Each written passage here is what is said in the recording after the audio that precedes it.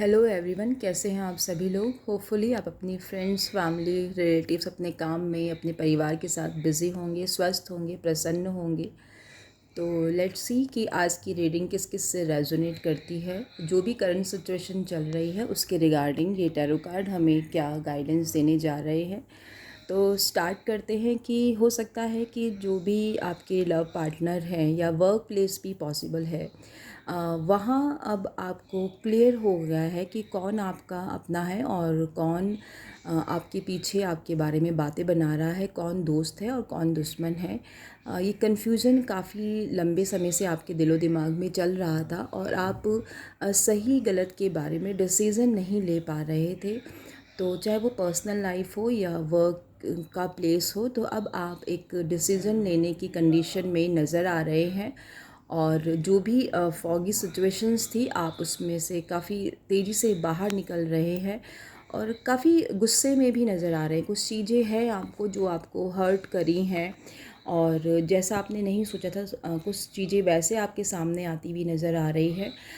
But ये कुछ सिखाने के लिए ही आपके लिए आई थी। और थोड़ा सा एग्रेशन को कंट्रोल करते हुए अगर आप डिप्लोमेटिकली तरीके से इन सिचुएशन को हैंडल करेंगे तो डेफ़िनेटली आप इस प्रॉब्लम से बहुत ही जल्द बाहर निकल रहे हैं। कोई फाइनेंशियल कंडीशन भी आपकी लाइफ में इम्प्रूव होती हुई नज़र आ रही है। कोई पुराना दोस्त है जिससे आप काफ़ी लंबे समय से नहीं मिले हैं, और या फिर जो भी अभी आप सिचुएशन हैंडल कर रहे हैं, उससे आपको समझ में आ रहा है कि जिसको आपने अवॉइड किया, जिसके आपने इग्नोर किया, वही आपका सच्चा पार्टनर है और वही आपके लिए बना है। तो आप फिर से उससे रिकन्सिलेशन करते हुए नज़र आ रहे हैं। प्यार आपके पास लौटता हुआ नज़र आ रहा है। आपको समझ में आ रहा है कि जो आपके लिए बना था, आपने उसको अपनी बातों से काफ़ी हर्ट किया है और अपने आप से दूर कर दिया है।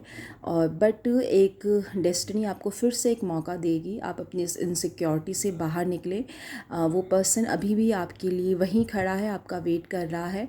आपके थोड़ा सा हाथ बुलाने से वो आपके पास दौड़ा चला आएगा। और बस आपको थोड़ा थोड़ा ये भी समझने की ज़रूरत है कि समटाइम्स अगर हम रिकन्सिलेशन किसी को समझ रहे हैं या किसी को प्यार को समझ रहे हैं, तो उसके उस मैनिपुलेशन को भी समहाउ समझने की ज़रूरत है कि कहीं वो सामने से हमें सॉफ्ट हार्टेड दिख रहा है, वो अंदर ही अंदर कहीं उसके अंदर कोई गेम तो नहीं चल रहा है। तो इन चीज़ों का भी ध्यान रखें। और प्यार में अंधे होने से अच्छा है प्यार में अपने आप को थोड़ा सा एक्टिव बनाया जाए, समझदार बनाया जाए। प्यार अगर थोड़ा सा इंटेलिजेंस के साथ आता है, सेल्फ़ रिस्पेक्ट के साथ आता है, तो डेफ़िनेटली उसमें कोई बुराई नहीं है। बट अब बार बार एक ही ट्रैप में अपने आप को फंसाते चले जाते हैं, तो वो आपको बहुत ज़्यादा टॉक्सिक बना देता है। और कोई थर्ड पर्सन भी आपकी लाइफ में आने वाला है। थर्ड पर्सन ये प्रेगनेंसी से रिलेटेड भी हो सकता है। और कोई अपने पार्टनर में ये देखने की ज़रूरत है कि कहीं वो किसी और से तो चोट खा के आपके पास वापस नहीं आ रहा है।